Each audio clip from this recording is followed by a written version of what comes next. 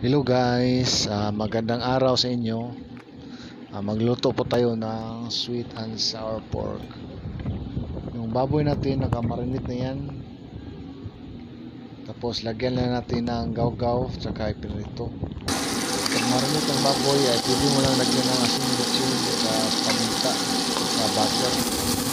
Kaya para mabango, lagyan mo na rin sesame oil.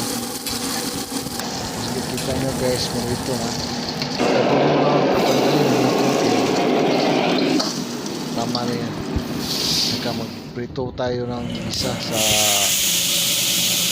bell pepper saka onion.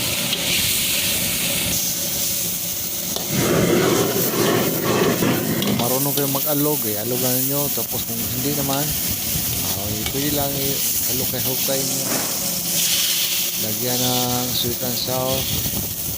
Saka yung baboy na tapos natin na ito ilagay na natin dyan. Tapos halo-halo natin.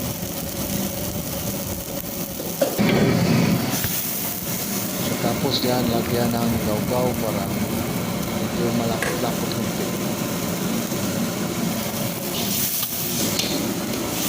Halo-halo.